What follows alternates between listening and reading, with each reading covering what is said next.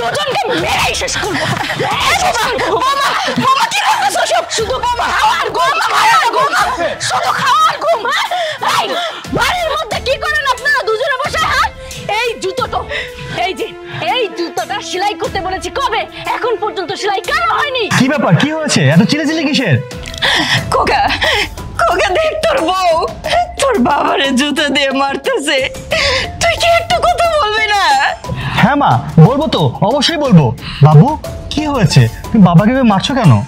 জুতা দিয়ে পিটিয়ে তোমার গালের চামড়া লাল করে দিব। আমি রেগে গিয়েছি কেন বুঝতে পারতেছো না? এই যে দেখো, এই জুতাটা ছিঁড়ে গেছে। তোমার বাবাকে বলেছি এই জুতাটা সেলাই করে আনতে, কিন্তু সে এখন পর্যন্ত সেলাই করে আনেনি। তারা কি করে দুজনে বসে বাড়িতে? কিচ্ছু করে না, শুধু খায় আর শরীরের চর্বি বাড়ায়। শুনো, এই জুতাটা যে সেলাই করে নি, আজকে বিকেলে আমি একটা পার্টিতে যাব, কি পরে যাব বলো? হ্যাঁ তুমি তো ঠিকই বলেছো। বাবা তোমাকে দুদিন আগে বলেছে জুতাটা সেলাই করার জন্য, তুমি এখন নিয়ে যাওনি কেন? বড় খোকা তুই কি কথা বললি? তোর বাবা যাবে বাজারে জুতা সেলাই করতে? তুই ভুলে যাস না তোর বাবা একজন স্কুল মাস্টার। এই আপনি এত বেশি কথা কেন বলছেন? হ্যাঁ আমি তো শুধুমাত্র জুতাটাই সেলাই করতে বলেছি, তাই না? বৌমা তুমি এটা কেমন কথা কইলা? তোমাদেরটা বসে বসে খায় মানে? এই যে বাড়ি ঘর সবকিছুই তো তোমাদেরকে দিয়ে দিছে।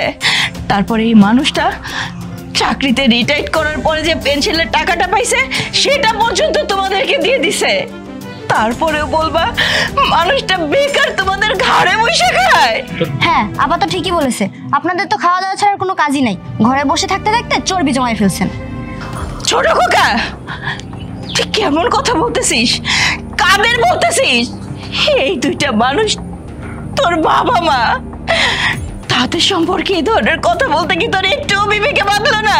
মা ও তো ঠিকই বলছে, ওর উপরে আর কি কোনো আমি কথা বলি? আর ছোট বৌমা কি বললা তুমি? এই সংসারের কাজ কর্ম কোনো কিছুতে তোমরা দুইটা বউ হাত দাও? আমি এই বাড়ির সব কাজ করি, রান্না বান্না থেকে শুরু করে তোমাদের পণ্যের কাপড় পর্যন্ত আমি ধুয়ে দেই। আমি তোমাদের শাশুড়ি না, তোমরা আমাকে চাকরানি বানাই নিছো। তবুও তোমাদেরকে কিচ্ছু বলি না, কারণ তোমাদেরকে বলার আমাদের কিছুই নাই। যাদেরকে বলার তাদেরকেই তো বলতে পারি না। দুই সন্তান রে আমরা জন্ম দিয়েছি, অথচ দুইটা ছেলে মানুষ হয় নাই, অমানুষ হইছে। এই শোনেন, লেকচার একদম হবে না। আমি কোনো লেকচার পছন্দ করি না, শুধু কাজ হবে। এই সংসারে থাকতে হলে শুধু কাজ করতে হবে। এই যে জুতাটা যে সেলাই করে আনেনি, এবার কি পরে যাব? আমি এই জুতাটা পরেই পার্টিতে যাব। বলো আমি যাবো এখন জুতা সেলাই করতে, নাকি তুমি যাবে বলো? না বাবা, তোমার জুতা সেলাই করবার যাওয়া লাগবে না, আমি তো আছি, আমি নিয়ে আসো। তোর বড় খোকা তোর একটা কথা কই, তুই কখনো জুতা সেলাই করার দরকার হইলে বৌমারে দিয়ে পাঠাস না, তুই নিজে আসিস। দরকার হইলে ওই জুতা দিয়ে আমার কপালে কয়টা মারি মারি, তবু জুতা ধরে তুই নিয়ে আসিস। আমার সাথে কপাল পোড়া মানুষ এই জগতে নাই। দেবো মা, জুতা নিয়ে তখন অত কিছু, আমি এই জুতা সেলাই করে নিয়ে আসি। আর আপনি এখানে দাঁড়িয়ে আছেন কেন? যান গিয়ে কাজ করেন। আর এই যে তোমরা দাঁড়িয়ে আছো কেন? যাও, যে যার কাছে যাও। স্যার স্যার আসসালামু স্যার। ওয়ালাইকুম আসসালাম। বাবা আমি তো তোমার চিনবার পারলাম না। স্যার আমি সৈকত স্যার। সৈকত? কোন সৈকত? স্যার আমাকে ভুলে গেলে চলবে? স্যার আমি সেই সৈকত যার বাবা ক্লাস 8-এ থাকতে মারা যায়। আমার পড়ালেখা প্রায় বন্ধই হয়ে যাচ্ছিল, আপনি সেই সময় আমার পাশে দাঁড়িয়েছিলেন। ক্লাস 9, 10, মেট্রিক, এই 3টা বছর আপনি আমাকে পুরোপুরি সাপোর্ট করেছেন। আমার সমুদয় খরচ আপনি চালিয়েছেন নিজের বাবার মতো। তারপর আমি মেট্রিক পাস করি, এসএসসির পর আমি ঢাকায় চলে যাই। ও তুমি সৈকত? হ্যাঁ বাবা, মনে হয়েছে। আসলে বয়স হয়েছে তো, সবকিছু সবসময় মনে থাকে না। তো তুমি তো অনেক বড় হয়ে গেছো বাবা। তুমি কি করো এখন? আমি এসএসসির পর ঢাকায় চলে যাই। সেখান থেকে এইচএসসি করি, রেজাল্ট খুব ভালো হয়, IELTS করি। ঢাকা ইউনিভার্সিটিতে অ্যাডমিশনও নিয়েছিলাম, বাট একটা স্কলারশিপ নিয়ে চলে যাই রাশিয়ায়। আমি সেখানে রকেট ইঞ্জিনের উপর পড়াশোনা করি এবং পরবর্তীতে খুব ভালো রেজাল্ট করে এখন নাসায় জব করছি স্যার। স্যার আমি খুব ভালো আছি স্যার। স্যার একটা কথা জিজ্ঞেস করতে পারি, মানে যদি কিছু মনে না করেন? কিছুক্ষণ আগে আপনার বাসায় একটা হট্টগোল দেখলাম, ঝামেলা দেখলাম, কি হয়েছিল স্যার? না বাবা, এমনি বুঝই তো, সংসারে কত রকমের কত কিছু থাকে, তো ওইটা সাইরা দাও। স্যার আপনি কিন্তু আমাকে বলতে পারেন, আফটার অল আমি আপনার ছাত্র ছিলাম, আমার কাছে শেয়ার করতে পারেন, আমি আপনার পাশে দাঁড়াতে পারি। বাবা, এই জগৎ সংসারে সমস্যায় ভরা। কিছু কিছু সমস্যা আছে কোনো দিন তার সমাধান করা যায় না। আমার যেই সময়টায় সবচেয়ে বেশি প্রয়োজন ছিল একজন অভিভাবকের, আপনি কিন্তু আমার পাশে দাঁড়িয়েছিলেন। আমার বাবা ছিল না, আমার মা আর আমি খুব কষ্টে দিন যাপন করছিলাম, সেই সময় কিন্তু আপনি আমাকে হেল্প করেছেন।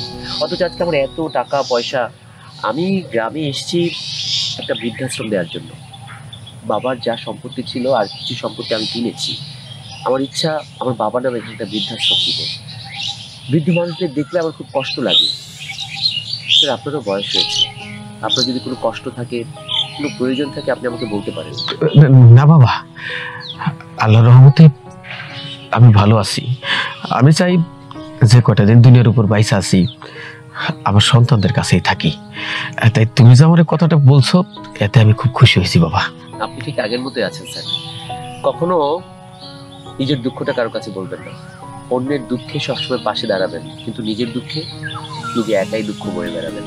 বাই দ্য ওয়ে স্যার, আপনার হাতে একটা লেডিস জুতো দেখতে পাচ্ছি, এই জুতোটা কার? হ্যাঁ, মেয়েদের জুতা, আমার বৌমার জুতা।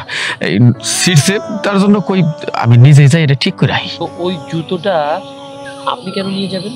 আপনার ছেলে বা ছেলের বউ নিজে কেন যাচ্ছে না জুতোটা ঠিক করতে? না বাবা, আমি তো বাড়িতে বসেই থাকি, কোনো কাজ করবো নাই।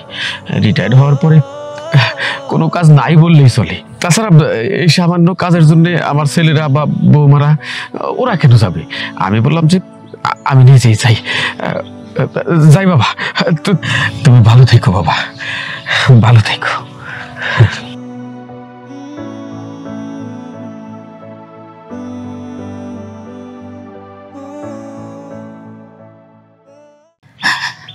কত করে বললাম তোমারে, চলো আমরা দুইজনে এই বাড়ির থেকে চলে যাই, তুমি আমার কোনো কথাই শোনো না। কিসের জন্য এই বাড়িতে বসে থাকো? এত অত্যাচার আমার আর সহ্য হয় না। আমি জানি তুমি মনের দুঃখে সব বলতেছো, এই বাড়ি ঘর যাইতে চাইতেছো, কিন্তু তুমি বলো আমরা কই যাবো? এইখানে আমি ছাত্রছাত্রী পড়াইছি, এইখানে চাকরি করছি, এইখানে নিজের হাতে এই বাড়িটা করছি, নিজের সন্তান সন্ততি মানুষ করছি এই বাড়িতে। এই বাড়ির মায়া কাটাই আমি কোথাও যাইতে পারব না। এই সংসার, এই ঘর বাড়ি সব তো আমার। কি কইলা? তোমার নিজে হাতে গড়া? কোনটারে তুমি তোমার নিজে হাতে গড়া কইতেছো? এই বাড়ি, এই ঘর, এই সংসারের চাবি এখনো কি তোমার হাতে আছে? না, যতদিন এই পোলা দুইটারে তুমি বিয়ে না করাইছো, ততদিন তুমি এই সংসারের মালিকা ছিলা, আমি ছিলাম মালকিন। যখন পোলা দুইটারে বিয়ে করে এই বাড়িতে বউ নিয়ে আইছো, তখন থেকেই তুমি হইছো এই বাড়ির চাকর, আমি হইছি চাকরানি। তারপরেও কেমনে করে কও তুমি এই বাড়ি, এই ঘর, এই সংসার তুমি তোমার নিজে হাতে তৈরি করছো? তারপরেও আমাদের ওরা যতই কষ্ট দিক না কেন, ওরা তো পর কেউ না, আমাদের সন্তান। আমাদের সন্তান ফালাই যায়, আমাদের কোথাও যাওয়া ঠিক হইব না, আমরা যাইতে পারবো না। ঠিকই কইছো, ওরা তোমার সন্তান। সন্তান হইলেও তুমি তোমার সন্তান গেলে মানুষ করতে পারো নাই। তুমি একজন স্কুল মাস্টার হইয়া কত ছাত্র ছাত্রীরে মানুষের মতন মানুষ করে দিলা, অথচ দেখো তোমার নিজের ঘরে তোমার দুইটা সন্তানরে তুমি মানুষ বানাইতে পারো নাই, বানাইছো একটা অমানুষ। আর তারা যে বিয়ে করে ঘরে বউ নিয়েছে, তারপরে সাথে যে দুইজন আছে, এরাও তো অমানুষ, এরাও তো মানুষ না। তুমি কান্দো না, তোমার কান্না দেখলে না আমার কষ্ট আরো দ্বিগুণ হয়। এই দেখো, আমরা এই বাড়িতেই থাকো, আমার গোপুরে যাই যাক না কেন, কোনোদিন এই বাড়ি থেকে যাওয়ার কথা কইও না। আর কয়দিন, জীবনের বাকি কটা দিন আর কোন জায়গায় আমরা চাইতে চাই না। চোখ দুইটা বন্ধ করলে 3.5 হাত কবর, সেটাই তো আমাকে আসল বাড়ি ঘর। ওই বাড়ি ঘরে যাওয়ার আগ পর্যন্ত না হয় একটু সহ্য করো। আচ্ছা সাইরা দাও, রান্না বান্না কি করছো? কাইটা কুইটা রাখছি, অহনো রানতে যাই নাই। তয় রান্না তো করতেই হইব না, আমি যদি রান্না না করি হ্যাঁ তো আমার মুখে হাত উঠবো না, আবার আমারে ধরে মারবো। যাই রান্না বসে।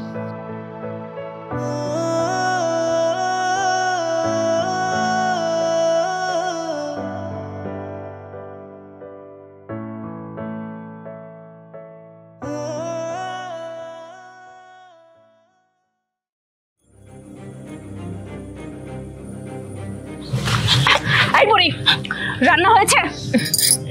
না বৌমা, আমি রান্নাঘরে মাছ তরকারি কাইটে রেখে আসছি। হোয়াট? এসব কি বলছিস?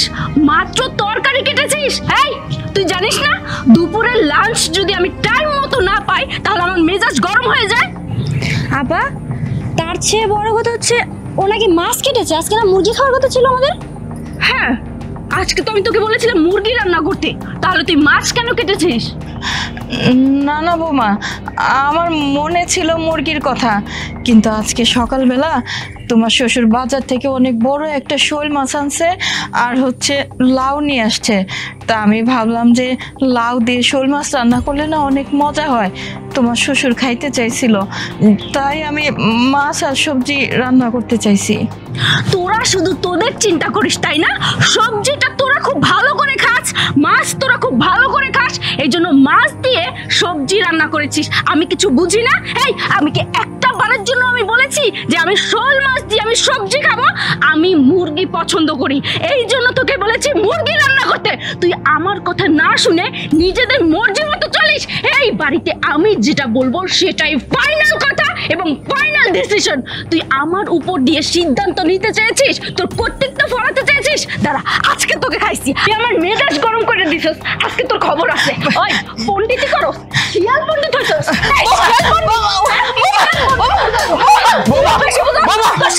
কি করতেছো তুমি? এই যে নাও, তোমার জুতা নাও। তুমি কেন তোমার শাশুড়ি মারতেছো? কিসের জন্য মারতেছি আপনার ওয়াইফকে জিজ্ঞেস করেন, আর তাকে বারণ করে দিবে আমার সিদ্ধান্তর উপরে সে যেন কোনো নাক না গলায়। এই চল। কি করছিলে তুমি? বৌমা তোমার মারতেছে কেন?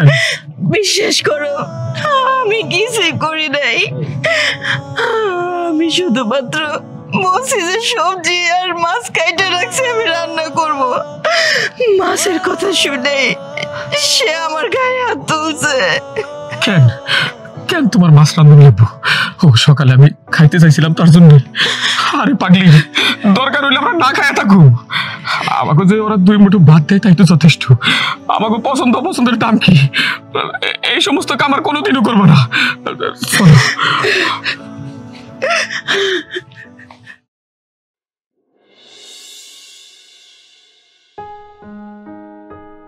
বাবা কিছু বলবে? বলছিলাম কি বাবা, আমাকে বাড়ির এই নিটের বেড়া সরাইয়া চারপাশে ইট পাথর দিয়া দেয়াল তুইলা দে। কেন বাবা, হঠাৎ দেওয়াল দেওয়ার কথা বলছো কেন? এই যে তোর মায়ের উপরে, আমার উপরে, তোরা তোর বউরা যে অত্যাচার করিস, আমাকে গায়ে পর্যন্ত হাত তুলিস, এটা বাইরের লোকজন দেখলে তোদের খারাপ কইব। মা বাবা হিসাব আমরা চাই না আমাকে সন্তানরে কেউ খারাপ কয়। তাই যদি ইট পাথরের দেয়াল তুলিস তখন আমাকে সারাদিন মারধর করলেও আমাকে মাইরা ফালাইলেও বাইরের লোকজন জানতে পারবো না, তগরে কেউ খারাপ করতে পারবো না। শুরু হয়ে গেছে আমাদের ঢং। হ্যাঁ, তোমাদেরকে কে হাত তোলে বলো তো?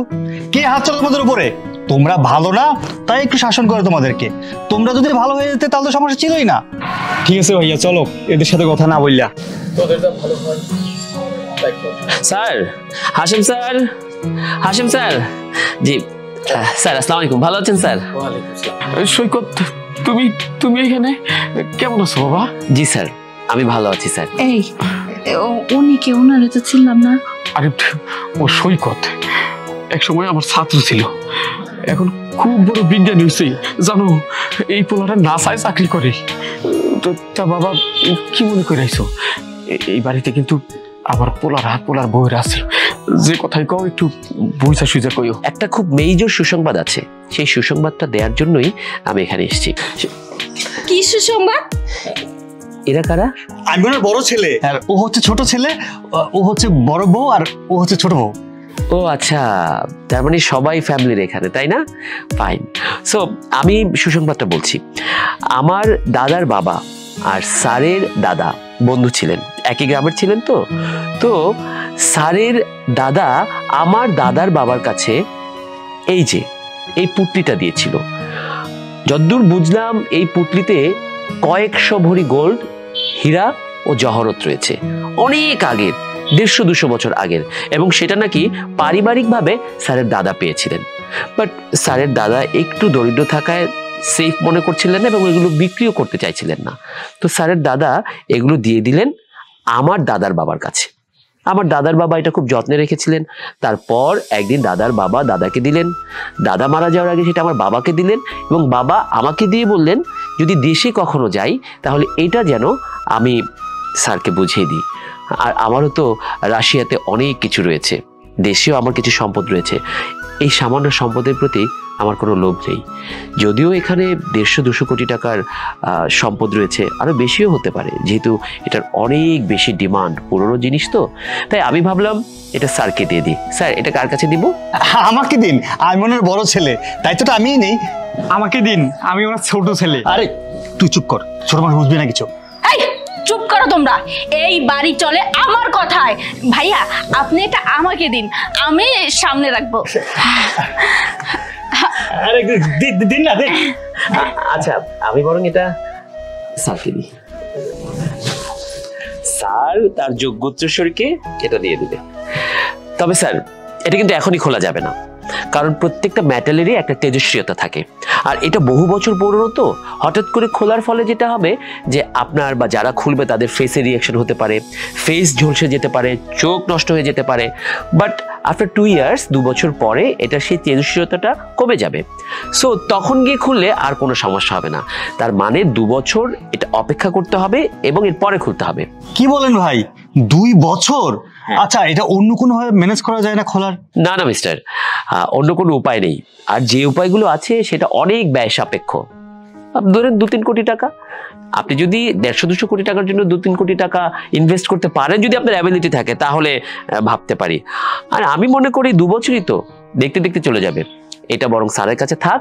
এই 2 বছরের মধ্যে স্যার সিদ্ধান্ত নেবেন যোগ্য উত্তরসূরিকে। তখন গিয়ে স্যার এই পোটলাটা তার হাতে বুঝিয়ে দিবেন। ঠিক আছে স্যার, আমি বরং আজকে আসি। আসসালামু আলাইকুম স্যার। বাবা, একটু চা নাস্তা খেয়ে গেলে হতো না? না না, চা খেতে হবে না।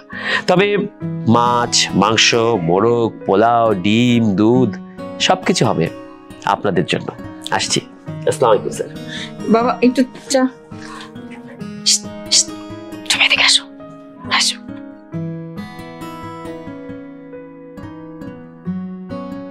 যেহেতু খোলা যাইব না, তাহলে চলো জিনিসটা যত্ন করে কোথাও রেখে দিই। চলো চলো। এই শুনো, এক্ষুনি বাজারে যাও। এক্ষুনি বাজারে গিয়ে দুধ, ডিম, মাছ, মাংস, ইলিশ মাছ, চিংড়ি মাছ, পাবদা মাছ, যা আছে সবকিছু নিয়ে আসবা। আচ্ছা ঠিক আছে, বিষয়টা বুঝতে পারলাম না, তোমাদের বাড়ি থেকে মেহমান আসবে নাকি? আরে গাদার বাচ্চা, আমাদের বাড়ি থেকে কেউ আসবে না, তোমার বাবা মাকে খাওয়াবো। আরে বাবু, তুমি কি বলতেছো? তোমার মাথা ঠিক আছে না? জ্বর আসছে নাকি দেখি? এই দেখ, আমার মাথা ঠিক আছে, তোমার মাথা ঠিক নেই। শোনো, তোমার ছোট ভাই ম্যান্ডা বিড়ালের মতো থাকে। তোমার বাবা মা মনে করবে সে অনেক সহজ সরল, এই জন্য তাকে সমস্ত গুপ্তধন দিয়ে দেবে। আরে গুপ্তধন তোমার ছোট ভাইয়ের হাতে কেন যাবে?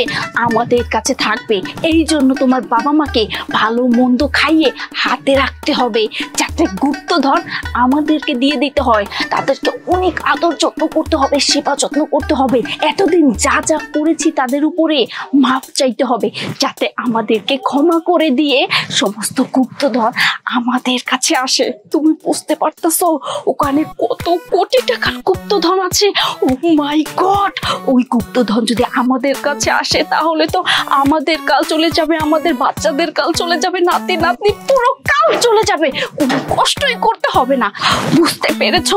যাও এবার তাড়াতাড়ি যাও, বাজারে যাও, যা যা বলেছি সবকিছু নিয়ে আসবে, এবং কি লিস্টের বাইরেও যদি কোনো কিছু থাকে, কোনো কিছু পছন্দ হয় ওইগুলো নিয়ে আসবে। যাও যাও।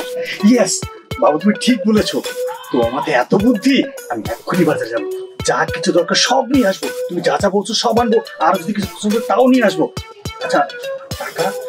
আরে টাকা আমি দিচ্ছি, চলো আগে ভিতরে চলো, ব্যাগ নিবে তারপরে বাজারে যাবে। চলো চলো আসো। শোনো বাবু, তুমি এখনই বাজারে যাবে, বাজারে গিয়ে পিজা বার্গার স্যান্ডউইচ যা কিছু আছে সবকিছু তুমি নিয়ে আসবা। তুমি কি ফাস্টফুড খাবা? আমি কেন খাবো বোকা, বাবা মাকে খাওয়াবো। বাবা আমাকে কেন খাওয়াবা? ওদের তো বয়স হয়ে গেছে। আরে তুমি বুঝতে পারছো না, বোকা জানি কথা। শুনো, বড় ভাবে কি বলছে শুনো নাই? ওই যে সয় সম্পত্তি, ওই যে গয়নাগাটি, ওগুলো সব বড় ভাবে নিয়ে যাবে। এখন আমি যদি তোমার মা বাবাকে আদর যত্ন না করি, আমি তো কিচ্ছু পাবো না। শুনো, বড় আপা অনেক চালাক, আমি জানি। বড় আপা বাবা মাকে খাওয়ানোর জন্য মাছ মাংস নিয়ে আসবে, আর আমি সবকিছু ফাস্ট ফুড খাওয়াবো। কি বলো? বাবা আমাকে এই বয়সে পিৎজা বার্গার খাওয়ালে পেট খারাপ করবে না? না না, কিচ্ছু হবে না, তুমি যাও তো, বোকামি না করে যাও তাড়াতাড়ি। আর তাছাড়া বড় ভাবি তো বেশি অত্যাচার করে, আমি তো অত্যাচার করতে পারি না, আর তুমিও পারো না। আমরা ঠিকই পাবো, যাও তাড়াতাড়ি যাও তুমি।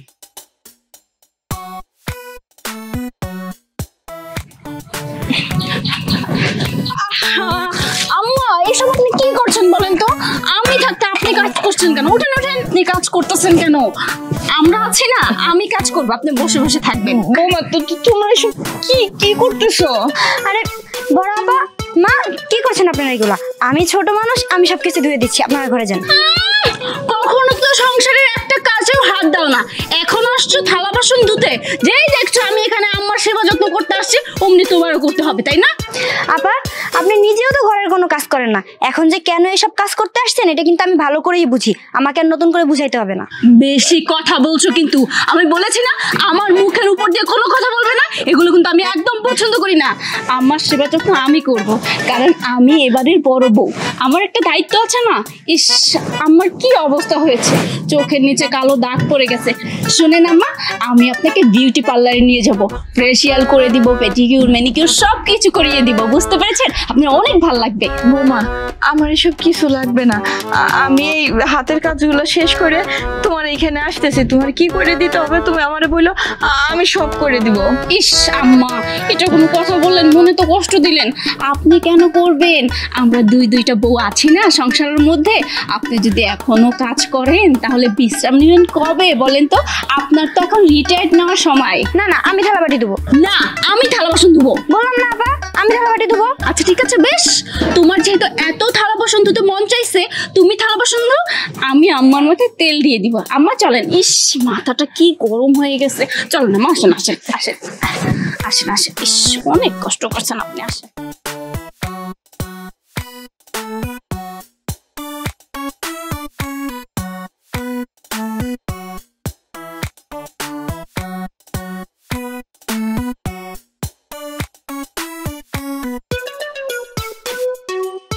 বাবা দাঁড়াও দাঁড়াও দাঁড়াও, তুমি কোথায় যাচ্ছ? বাড়িতে বাজার নাই, তাই আমি বাজার করতে যাইতেছি। কি বলো বাবা, এই প্রখর রোদের মধ্যে তুমি বাজারে যাচ্ছ? বাজারে আমি যাবো, তোমার যেতে হবে না, তত ব্যাগ আমাকে দাও। আমি যাই বাজারে। আরে রাখতে, আমি বাজারে যাবো, আমি বড় ছেলে। না বাবা? তোরা এমন করতেছিস কেন? এই বাড়ির বাজার ঘাট তো আমিই করি। বাবা তুমি যা করা আগে করেছো, অনেক তো কষ্ট করেছো। আমরা ছেলেরা বড় হয়েছি না, এখন তো আমাদের দায়িত্ব, আমি বাজার করবো। এই তুই সত্য সর বাবা। আমি এই কথা হবে, থাপ্পড় দেবো তোরা। আচ্ছা তোরা এই বিষয় নিয়ে ঝগড়া করিস না, ঠিক আছে? চল আমার লগে চল, তিনজনই বাজারে যাই। এই রোদের মধ্যে তুমি যাবে বাবা? একটা ছাতা নিলে তো হতো। আচ্ছা চলো বাবা। বাবা তোমার ব্যাগ নিতে কষ্ট হবে, ব্যাগটা আমাকে দাও। একটু গরম হচ্ছে তাই না বাবা? মা, আপনার ছেলেকে বলেছি নবরত্ন তেল আনতে। ওটা আনলে আপনার মাথায় দিয়ে দিব, মাথা একদম ঠান্ডা হয়ে যাবে। ও আচ্ছা, এখন মায়ের মাথা বিলি দেওয়া হচ্ছে তাই না? দাঁড়াও তোমাকে দেখাচ্ছি মজা। তুমি যদি থাকো মাথায় তাহলে আমি পাই, কত তো দিবেন।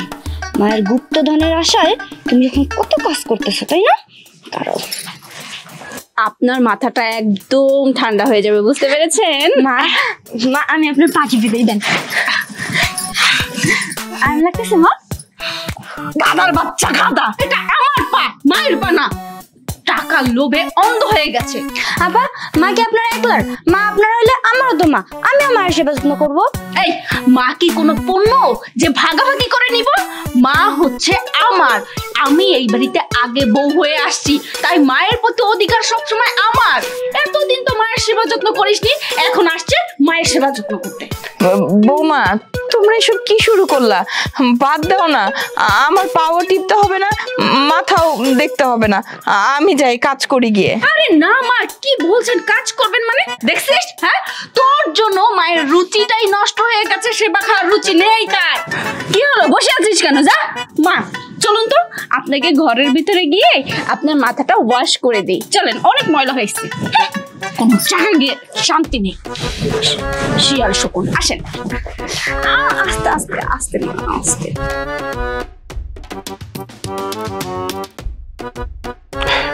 সূর্যের মা, দেখো তোমার দুই ছেলে বাগানে পানি দিতেছে। এই সংসারে একটা কাজের মধ্যে তারা হাত দিত না, অথচ অল্প দিনের মধ্যে কি হয়ে গেল, তারা সবাই কাজে ব্যস্ত।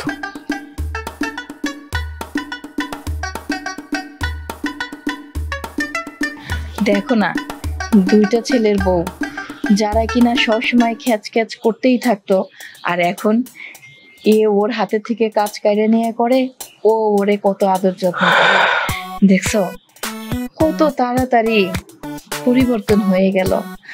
জানো, আমার না খুব ভয় করে যে আমাদের এই সুখের সংসারটা আবার না জানি আবার আগের মতন হয়ে যায়।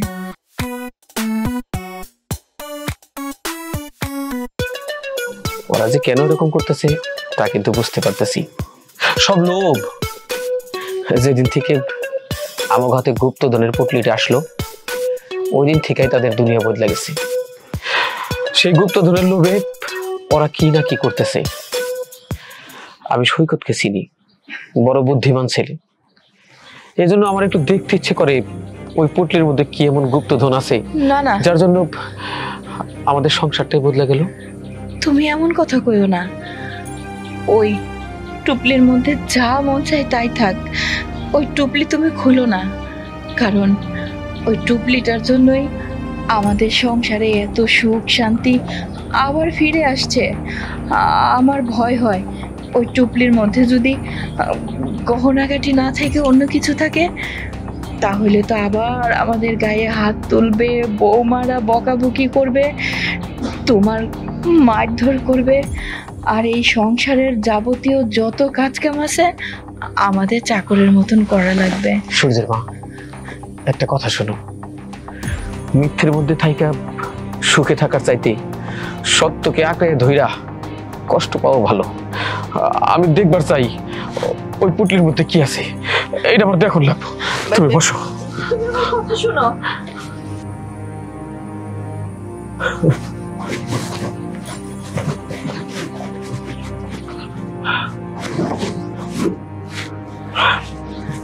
তুমি এটা খুলো না, এটা যেমন আছে তেমন থাক না। কথা বলো না তো, আমাকে দেখতে দাও। মাটি মাটি? এখন কি হবে বলো? এরকমই কিছু আমার মনে আসছিল। যাক, কি আর হবে, নিজে চাকরানি সাজো আর আমি চাকর সাজি। আমাকে সেই আগের অবস্থায় ফিরে যাইতে হইব, সংসারের সমস্ত কাজ করতে হইব। জানি না, হয়তো এই মাটির কারণে কপালে আবার মায়ের আছে। চলো কাজ শুরু করি।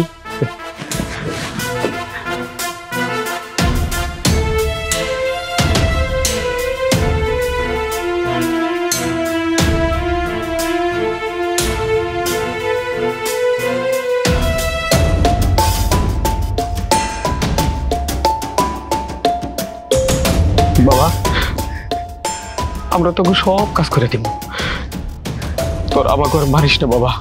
ও বাজান, আমরা আমরা সব কাজ করবো। বৌমা, আমি আবারও তোমাকে পোশাক আশাক ধুয়ে দেবো, তোমাকে যা মন চাই তাই রান্না করে দেবো। দয়া করে এবার আর আমাকে গায়ে হাত তোমরা তুইলো না, আমরা সহ্য করতে পারবো না। আমাকে এবারের মতো ছেড়ে দাও। কে বলেছে আপনারা আমাদের বোঝা? আপনি আমার বাবা, আপনি আমার মা। আপনারা যদি এখানে না থাকেন তাহলে তো পুরো সংসারটাই ফাঁকা ফাঁকা মনে হবে। বাবা মা যদি সংসারে না থাকে তাহলে কি সন্তানরা ভালো থাকবে বলেন? হ্যাঁ বাবা, তোমরা কোথায় যাবা? আমি তোমার ছেলে, তোমার ছেলের বউ, তোমার আরেক ছেলে আছে, ছেলের বউ আছে, তোমরা আমাদের সাথে থাকবে। মা, বাবা, আপনারা কেন চলে যাবেন? আমরা তো আপনার সন্তান, তাই না? আপনি আমাদের ছেড়ে আরেকজন মানুষের সাথে কিভাবে চলে যান? তাছাড়া আব্বু আম্মু, তোমরা চলে গেলে তো আমরা ইতিম হয়ে যাব। বাবা মা, আজকের পর থেকে আপনাদের সেবা যত্ন আমরা করব। বাবা মার সেবা যত্ন করা তো ভাগ্যের ব্যাপার, সবার কপালে তো সেটা হয় না। কিন্তু বৌমা, এই পুটলির মধ্যে গুপ্তধন নাই। বাবা, আমরা সেটা জানি। তোমরা জানো বৌমা? হ্যাঁ বাবা, যখন গুপ্তধনের কথা শুনেছি তারপর থেকেই তো আপনাদের সেবা যত্ন করা শুরু করেছি। তবে বিশ্বাস করেন, আমাদের কিন্তু বিন্দু পরিমাণ কষ্ট হয়নি, বরঞ্চ আনন্দ হয়েছে। তারপরে আমরা সবাই মিলে কি করেছি জানেন? ওই গুপ্তধন চুরি করে দেখতে গিয়েছিলাম। ভেবেছিলাম ওটার মধ্যে কি আছে, একটা জানার আগ্রহ হয়েছিল। পরে পোটলাটা খুলে দেখে ওটার মধ্যে শুধুমাত্র মাটি। বিশ্বাস করেন, মাটিটা দেখার পরে আমাদের বিন্দু পরিমাণ রাগ হয়নি। আমরা চিন্তা করেছি সন্তান বাবা মায়ের সেবা যত্ন করবে, এটাই তো নিয়ম। এই জন্য ভেবেছি মাটির জায়গায় থাক, আর আমরা সেবা যত্ন করতে থাকি এবং সংসারের সমস্ত কাজ আমরা সবাই মিলে করি। এখন তো আপনাদের রেস্ট নেওয়ার সময়, এখন আপনারা শুধু রেস্ট নেবেন আর সমস্ত কাজ আমরা করব। হ্যাঁ বাবা মা, তোমরা কোথাও যাবে না, তোমাদের দায় দায়িত্ব সব এখন থেকে আমাদের দুই ভাইয়ের কাঁধে, আর দুই বৌমা তোমাদের সেবা করবে। আর আরেকটা কথা বলি বাবা, লোভে পড়ে নয়, সত্যিকার অর্থে মন থেকে ভালোবেসে বাবা মায়ের সেবা করতে যাচ্ছি আমরা। দিন স্যার, এটা আমাকে দিন। কিন্তু এটাতে তুমি কি করবে? স্যার, এই মাটিটাই তো আসল, কারণ আমাদের সবাইকে কিন্তু এই মাটিতেই যেতে হবে। আর এই মাটিটা আবার কোন বাবা মায়ের কাজে লাগে আমি দেখি, আপনারা বাবা মাকে একটু দেখে রাখবেন।